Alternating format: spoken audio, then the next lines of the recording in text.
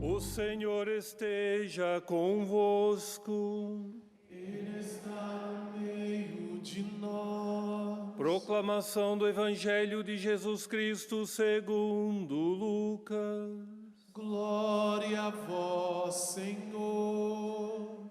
Naquele tempo disse Jesus aos seus discípulos: Não existe árvore boa que dê frutos ruins, nem árvore ruim que dê frutos bons.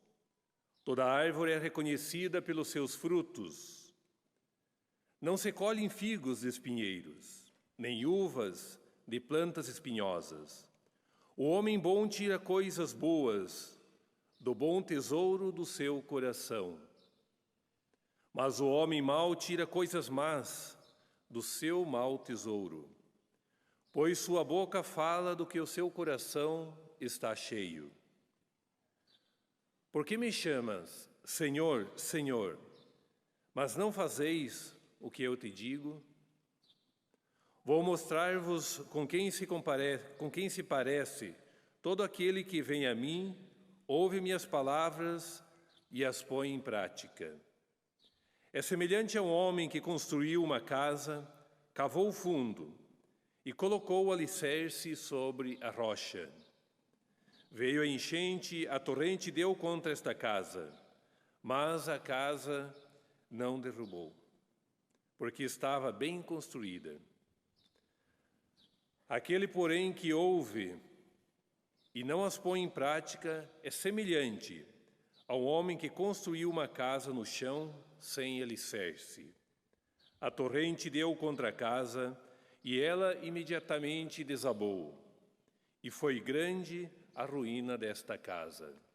Palavra da salvação. Glória a vós, Senhor.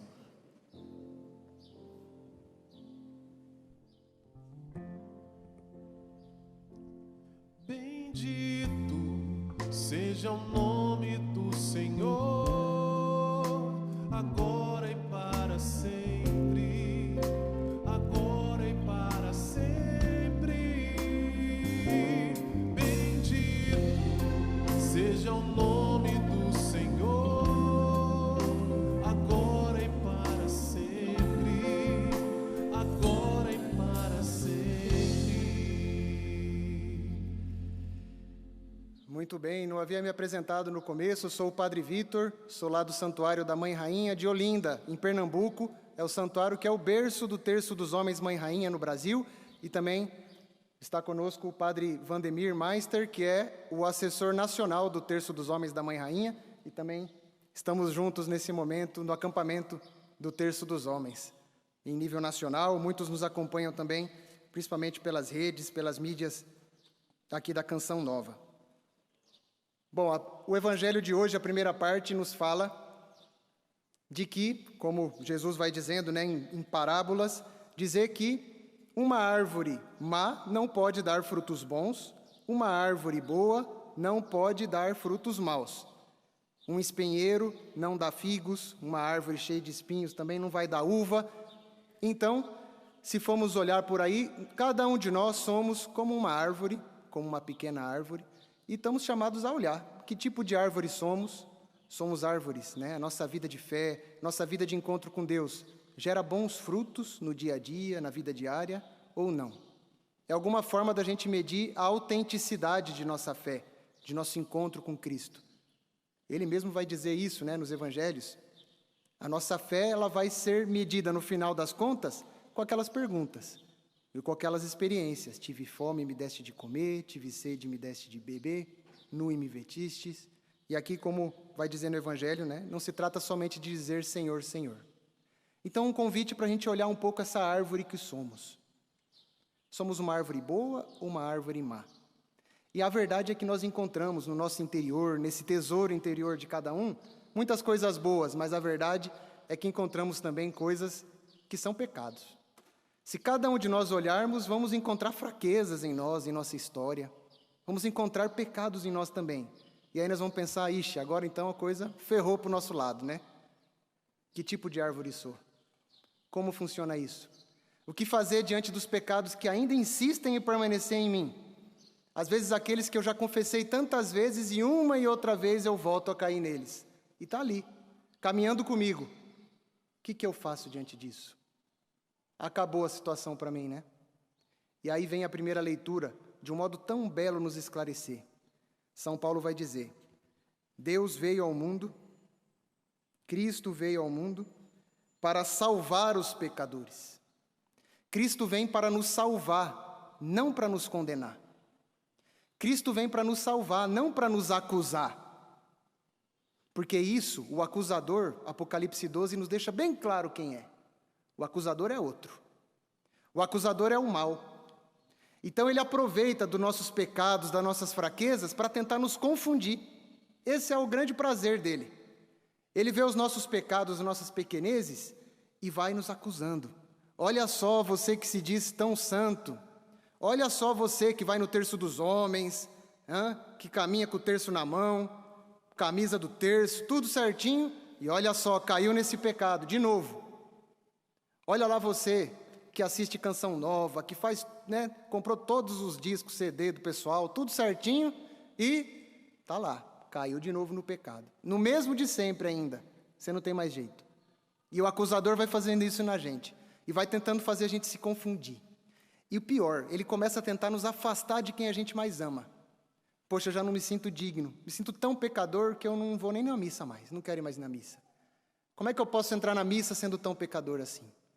Então ele começa a me afastar de Deus, ele começa a me afastar do meu serviço. Poxa, sou músico, sou leitor, sou ministro, seminarista, padre, sei lá, cometo pecados, não sou digno. Vou deixar o ministério, vou deixar o meu serviço, vou deixar isso que eu faço, vou deixar o grupo, e ele vai nos confundindo. É o que ele quer. Ele vai nos acusando para deixar a gente amarrado naquele pecado. Vai, morre aí abraçado com o teu pecado. É isso que ele quer fazer com a gente. Nos afastar de quem a gente ama, das pessoas que estão do nosso lado. Esse é o acusador. E Deus está de braços abertos esperando a gente para nos salvar, para nos perdoar. Para olhar a gente em nossa pequenez com misericórdia. Para vir ao nosso encontro, é Ele que vem para nos salvar. Para vir em nosso encontro, tomar iniciativa e tentar nos levantar, como diz o Salmo.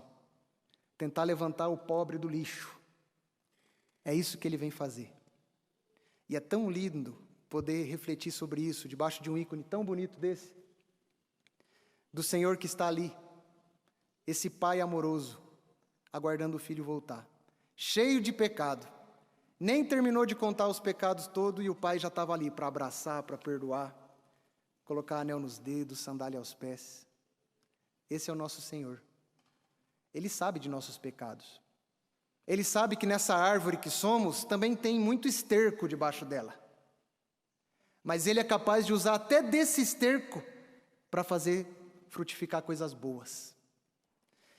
E essa foi a experiência de São Paulo.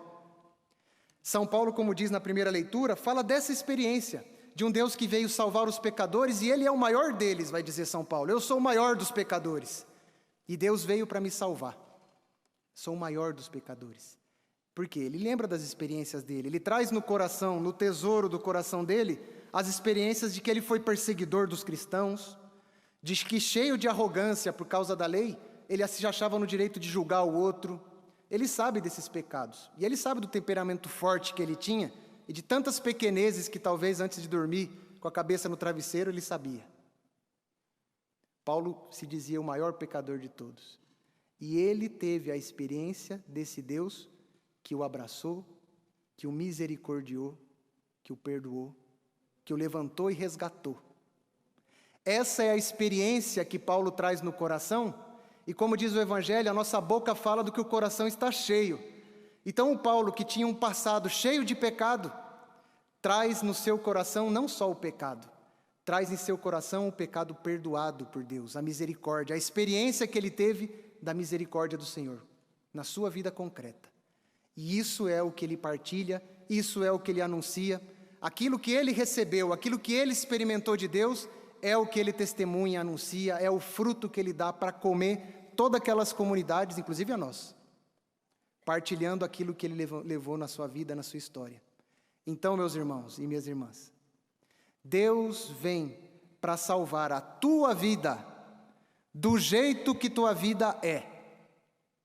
Deus vem para te salvar a tua vida, na tua história, do jeito que tua vida e tua história é. A nossa história é uma história de aliança, de amor com Deus. E Ele vem para salvar do jeito que é, não tenha vergonha da tua história. Ah, porque eu queria que minha história fosse assim. Ah, porque meu casamento não é do jeito que eu tinha planejado. As coisas não estão acontecendo do jeito que eu sonhei. A história do jeito que é a história de salvação. E Ele pode usar até dos pecados que você viveu. Ele pode usar até das feridas que você foi acumulando todos esses anos, na relação com a família, na relação com outras pessoas. Até isso Deus vai usando, até do mal, para tirar coisas boas e fazer tua vida, essa experiência com Deus, ser partilhada. Nós partilhamos, você partilha a árvore da sua vida do jeito que ela é e com a experiência de Deus que você vai tendo e vai conseguindo ter dentro da igreja, dentro da fé que nos é dada como dom. Então essa é a experiência de Paulo e essa é a experiência de cada um de nós. Deus vem salvar a minha vida do jeito que ela é. Não tenha vergonha de tua história. Não tenha vergonha de mostrar você como é diante de Deus. A vida assim é a história de salvação. Assim, de modo surpreendente. Isso vale para cada um de nós como pessoa, e isso vale também para nós como grupo e como comunidade. A história da Canção Nova, com certeza, também foi marcada por pecados. Falo com certeza, mas não sei, né? De repente não foi, sei lá. A do Terço dos Homens eu sei, porque faço parte, que foi. Na história do grupo, de cada grupo de Terço dos Homens, eu sei que existe ali também experiência de pecado. Eu sei que existe ali também, e existiu na história do Terço dos Homens, todos esses anos, são 25 anos, o jubileu do Terço dos Homens Mãe Rainha no Brasil. Também teve pecados, claro que teve. Só que a gente não precisa jogar debaixo do pano. A gente assumir também os nossos pecados, nossas falhas, nossas pequenezes, e saber que Deus constrói história de salvação em ombros frágeis, como desse padre aqui, como de todos os homens do terço. Lá o teu grupo do Terço dos Homens, com a tua pequenez, com a tua fraqueza, como coordenador, dos outras pessoas que participam contigo aí, desse jeitinho que é, Deus aí vai transformar numa história de salvação. Por isso, no jubileu de 25 anos, como o padre Vandemir dizia na palestra de hoje de manhã, jubileu é momento também de perdão, de perdoar as dívidas, de perdoar tudo. Então hoje também é momento de perdoar e de ser perdoado, de olhar para o homem do terço que está lá do teu lado, poxa meu irmão, você é pequeno, eu também sou, eu te perdoo, você está liberto dessa culpa, eu te abençoo meu irmão, e eu te amo do jeito que você consegue ser, porque com tanta ferida que você tem por trás, acaba sendo desse jeito aí. Eu te amo do jeito que você consegue ser. Ano de jubileu é ano de perdão. Vamos pedir para que Deus perdoe tudo que teve de falha nessa história. E também é ano de graças. É ano para colher todas as graças desses 25 anos, que gerou graças para toda a nossa igreja. São mais de 1 milhão de homens em todo o Brasil, que rezam o terço, que participam dos grupos. Quanta graça na vida de tantas famílias, por causa de um homem que foi se convertendo, também por causa do terço, onde a Mãe Rainha foi nos aproximando do coração de Jesus. Quanta experiência de conversão, quanta riqueza para a igreja, chegar numa capela e ver que a igreja está lotada de homem, quando diziam que era só coisa para mulher, rezar o terço, participar da missa. E muitas mulheres podem testemunhar isso, de como Deus vai construindo essa história de salvação na vida dos homens também. Então nós agradecemos a Deus por tudo isso. O ano de jubileu é ano também de agradecer. Deus vem para nos salvar e salvar a nossa história do jeito que ela é. Do jeito que ela é. Por isso esse salmo cantado tão bonito. Bendito seja o nome do Senhor agora e para sempre. Temos motivos para agradecer, Senhor. Agradecer pelo que o Senhor faz na minha vida, na nossa vida, na vida de cada um e na vida de nossas comunidades, de nosso grupo. Essa história é história para ser partilhada. O povo de Israel partilha a sua história com todas as caídas, com todas as quebras de aliança de amor com Deus que teve. Mas Deus uma e outra vez renovava essa aliança de amor e seguia em frente. E em Jesus Cristo essa aliança já está renovada. Então, vamos sair daqui hoje renovados e fortalecidos. O evangelho de hoje, então, contava, por um lado, essa parábola da árvore, mas, por outra, também vai nos dizer de algo tão importante, de viver a fé de modo completo, integral. Existe um detalhe da primeira leitura que eu acho bonito também de citar. A primeira leitura começa dizendo assim: segura e digna de ser acolhida por todos é esta palavra. Segura e digna de ser acolhida, segura e digna de fé é essa palavra. E a palavra que foi dita por Paulo é a palavra que é uma pessoa. Para nós cristãos, para nós católicos, temos clareza que a palavra é uma pessoa, Jesus Cristo, o verbo que se fez carne, a palavra que se fez carne e habitou entre nós. Então essa palavra digna de fé é esse Deus misericordioso, amoroso. Somente o amor é digno de fé. Somente o amor é digno de fé. Se uma pessoa se aproxima de mim, querendo se aproveitar de mim, se a pessoa se aproxima de mim com outros interesses, eu desconfio. Não sei se acontece com vocês, comigo acontece. A pessoa se aproxima cheio de interesse, você dá um passo para trás, você fica desconfiado. Agora, se alguém se aproxima com amor profundo, um amor de pai, e um amor de pai misericordioso, como é o nosso Deus, nos aproxima com tanto amor, gratuitamente, não quer nada além do que me salvar, o meu bem. Esse amor é digno de confiança. Deus é digno de confiança. E diante de um amor assim que Deus tem por cada um de nós, qual é a nossa resposta? O que eu posso responder diante de um Deus que me dá tudo, que me cria, que me modela, que me faz, que vai construindo essa história, que vai refazendo essa árvore que somos? Não tem outra resposta que eu posso dar, senão uma resposta de fé. A fé é a resposta que eu dou. A fé é o sim que eu dou. É o reconhecimento que eu dou a Deus. Mas aí Jesus diz no evangelho de hoje, mas não se trata de responder só com a minha boca. Não se trata somente de eu dizer Senhor, Senhor. Não se trata somente de ir no terço e rezar, de braços abertos. Se trata de responder com o corpo inteiro. Responder por inteiro, como dizíamos hoje, na pregação da tarde ali no Rincão, quem estava lá sabe disso. É responder o nosso sim com tudo aquilo que somos. Dizíamos ali da imagem da mão, a mão que reza o terço é a mesma mão que se oferece para Deus e que quer ser instrumento no dia a dia. Por isso, uma fé que se manifesta em obras. Uma fé que dá os seus frutos no dia a dia.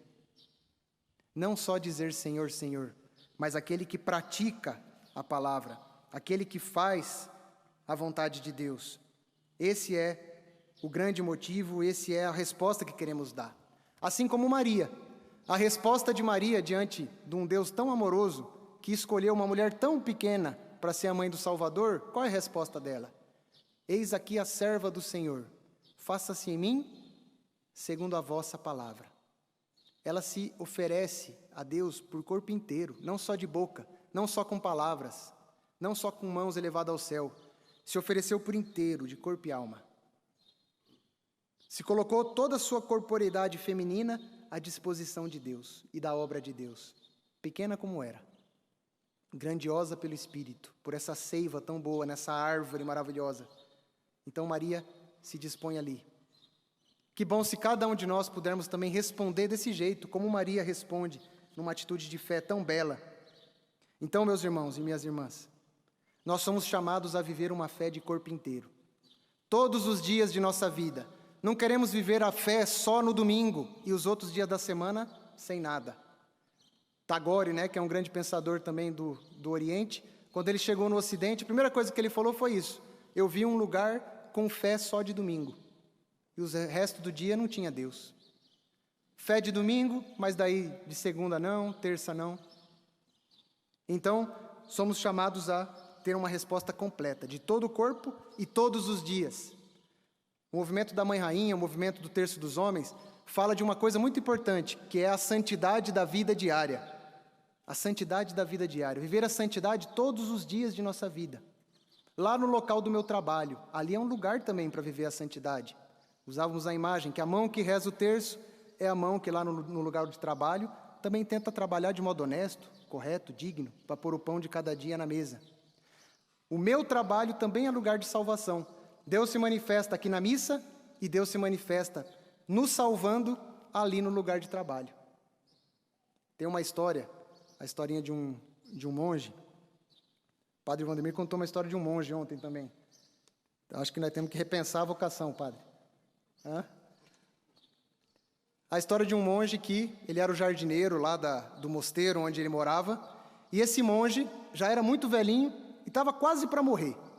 Então esse monge estava lá, já no leito de sua morte, todos os outros monges em volta dele, uma coisa bem solene, assim, bem bonita, e o monge lá, né, que tinha trabalhado tanto tempo lá de jardim e tudo mais, agora estava ali no leito de morte, com suas mãos toda calejada, né, estava ali, deitadinho, próximo de morrer. E aí chegou, né, um dos monges e falou: monge, porque eu não sei o nome dele, então, monge, qual é o teu desejo, o teu último desejo? Ele falou: olha, eu quero morrer abraçado com aquele que foi a chave da minha salvação, que foi a chave aqui na terra para minha santificação, para eu viver, tentar viver santamente. Aí veio um dos monges, saiu correndo, né, para dentro do mosteiro. Vai que esse homem morre e não pega esse negócio. Meu Deus do céu, ainda morre bravo, né? Saiu correndo, pegou a chave do tabernáculo, entregou no braço dele. Ele abraçou aquela chave do tabernáculo, lindíssima, beijou, colocou no canto, falou: com certeza, o Santíssimo foi algo que me acompanhou todos esses anos, mas não é dele que eu estou falando, ainda é outra coisa. Aí foi um outro monge, saiu correndo, encontrou lá uma Bíblia bem bonita, que era a Bíblia que ele usava, levou para ele, ele abraçou a Bíblia e deu um beijo na Bíblia, falou: olha, a Bíblia com certeza, a Sagrada Escritura me alimentou todos esses anos e ela claramente também é instrumento de salvação na minha vida, mas eu estou pensando em outra coisa. Beijou, colocou do lado. Aí depois foram, buscaram também, eu acho que é a estola dele, não lembro bem, trouxeram para ele, ele também beijou, colocou do lado. Ainda não é essa. Era um monge meio chato também, né? Ele era meio complicado. E aí ele pega no final, e finalmente um se dá conta, sai correndo e traz lá todos os instrumentos de jardim que ele tinha. Traz lá para o monge abraça, beija e fala assim: era isso que eu estava pensando, é isso que eu estava pensando. Todos esses anos trabalhei nesse mosteiro, cultivando as flores desse jardim, cultivando as flores de Deus, oferecendo isso para os meus irmãos, e eu tenho certeza que aqui está um instrumento que ajudou na minha santificação. E é verdade. Nas mãos de cada um de nós aqui poderíamos falar que pode ser como instrumento de santificação aquela panela, pode ser instrumento de santificação aquela porta do comércio que você abre e fecha todos os dias, aquela coisa que você usa para fazer crochê, falo coisa porque eu não sei o nome. Tudo aquilo que Deus coloca na tua mão, na tua vida, como motivo também de trabalho, ali também é lugar de santificação, ali é lugar de santidade. Deus quer fazer de nós e de nossa história, em todos os momentos, história de salvação. Mas, então o convite é trazer também Cristo para a minha vida, no meu trabalho, no meu dia a dia. Mas não só de fachada. Não se trata somente de pegar no meu comércio e escrever: o Senhor é o bom pastor, Deus é fiel, e está lá na minha fachada escrito isso, mas no dia a dia minha mão rouba, mente, engana o consumidor que vem. Não adianta nada eu colocar no meu carro algo que de fachada diz de Deus, mas na verdade eu não pratico a vontade dele. Não estou aberto a fazer aquilo que ele pede para cada um de nós. Não só de fachada. Por isso o Evangelho vai terminar dizendo justamente isso. Construir a casa sobre essa rocha firme de Deus, mas não usando Deus como amuleto. Escutando a Deus, ouvindo ao Senhor, ouvindo sua palavra e deixando que ela se faça vida na nossa vida, todos os dias. Esse é o compromisso que queremos assumir, é isso que queremos nos alimentar, de modo especial, também nessa missa de hoje. Somos fracos. Na nossa árvore, na árvore de nossa vida, muitas vezes caímos. E como comecei a homilia de hoje, não se trata de ir embora triste, porque eu percebo que muitas vezes minha fé é só de fachada. Um sorrisão por fora e por dentro, o barro que somos está ali. Não esquecer que o Senhor vem para nos salvar. O Senhor vem para nos levantar o pobre e o indigente do lixo. Ele vem para salvar o pecado que temos, e fazer a gente um homem e uma mulher nova. É Ele que vem em nosso auxílio. Por isso, de modo tão especial, queremos hoje encomendar a intercessão de nossa Mãe Rainha, de Nossa Senhora, o terço dos homens que está a serviço disso também para os homens. Escutar ao Senhor, se encontrar com o Senhor e sair fortalecidos para colocar em prática aquilo que escutamos. Que hoje, então, mais uma vez, o Senhor vem em nosso encontro. É Ele que se faz pão, essa palavra que se faz pão e vem para nos alimentar, nos fortalecer, transformar o que temos dentro, até as nossas histórias de fracassos, de quedas, para que a nossa árvore, com essa seiva boa de Deus, possa produzir bons frutos de salvação para a minha vida e para aqueles que Deus me confia. Então é nesse espírito que nós queremos também rezar, implorar o Espírito Santo, porque é o Espírito Santo que vem hoje também sobre o altar, tornar possível a transubstanciação, o pão que se faz corpo, o vinho que se faz sangue, e nos alimenta e sustenta, nutre a árvore que somos, para que produzamos bons frutos. Vamos rezar essa oração do Espírito Santo, depois vamos cantar ao Espírito Santo. Eu vou rezando e vocês vão repetindo. Espírito Santo, Tu és a alma da minha alma. Tu és a alma da minha alma. Cheio de humildade te adoro. Cheio de humildade te adoro. Ilumina-me, Ilumina-me, fortifica-me, fortifica-me, guia-me, guia-me, consola-me. consola-me.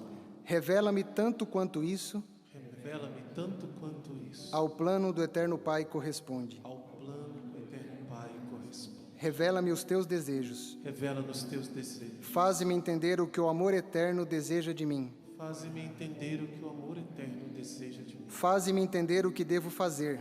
Faze-me entender o que devo fazer. Faze-me entender o que devo sofrer. Faze-me entender o que devo sofrer. Faze-me entender o que em silêncio, Faze-me entender o que em silêncio, em modéstia e reflexão, modéstia e reflexão, devo aceitar, devo aceitar, carregar carregar, e suportar. suportar. Sim, Espírito Santo, Sim, Espírito Santo. faze-me entender tua vontade Faze-me entender tua vontade e a vontade do Pai, e a vontade do Pai. pois minha vida inteira Pois minha vida inteira não quer ser mais não quer ser mais que um contínuo que o contínuo e perpétuo sim e perpétuo sim aos desejos aos desejos e ao querer do Eterno Pai. e ao querer do Eterno Pai. Amém. Amém. Cantemos ao Espírito Santo. Somente em ti construirei a minha casa. Somente em ti colocarei minha esperança. Mais uma vez.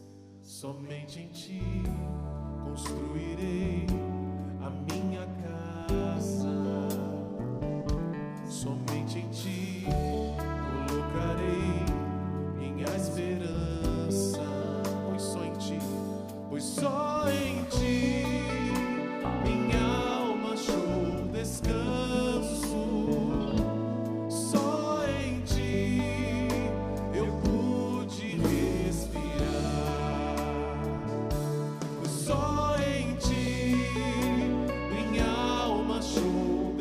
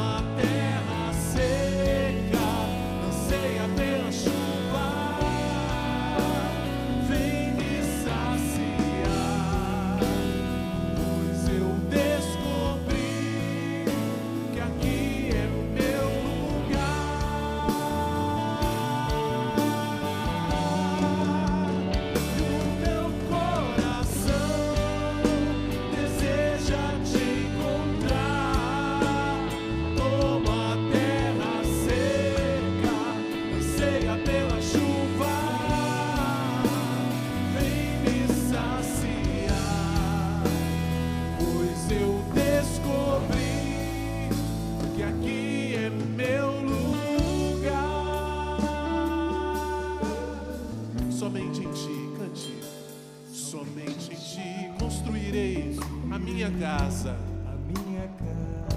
Somente em ti colocarei minha esperança. Mais uma vez, somente em ti construirei a minha casa. Somente em ti colocarei minha esperança. Abre os teus braços, pois só em ti minha alma achou repouso, descanso, pois só em ti eu pude respirar. Espírito Santo vem, pois só em ti minha alma achou descanso. Só em ti eu pude respirar. Solta a sua voz e canta ao Senhor o meu coração. E o meu coração deseja te encontrar, como a terra seca anseia pela chuva. Vem me saciar, pois eu descobri que aqui é o meu lugar.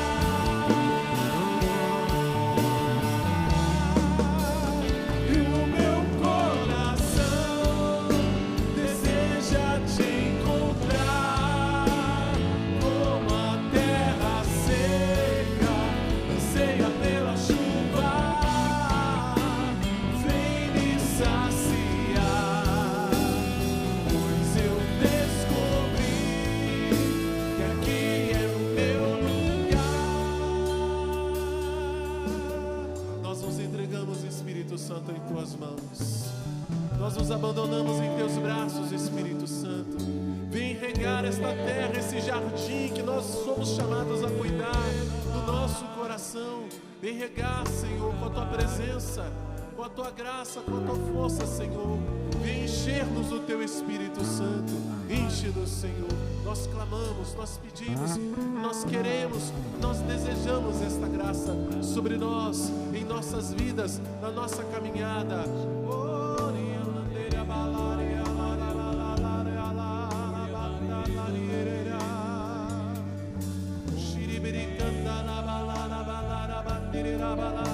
Contigo, Senhor, estamos seguros.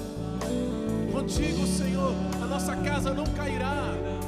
Nós permaneceremos, Senhor, mesmo em meio às tempestades, ao vento forte, à tribulação, à tormenta, à perseguição, porque nossa casa está construída em Ti, Senhor, sobre Ti. É isso que eu quero, Senhor. Vai dizendo para o Senhor: eu quero isso, Senhor. Eu quero construir somente em Ti a minha casa, a minha esperança. Vem, Espírito Santo, sela esta decisão no meu coração hoje. E sela esta decisão no meu coração agora, neste momento. Sou Teu, Senhor. Todo Teu, Senhor. Somente Teu, Senhor. Espírito Santo de Deus, enche o meu coração, Senhor.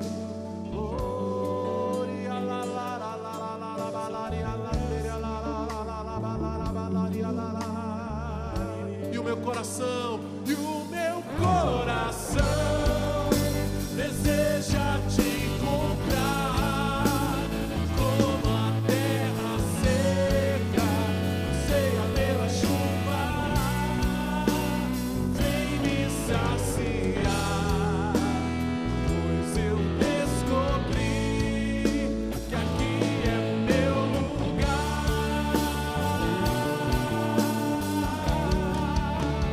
E o meu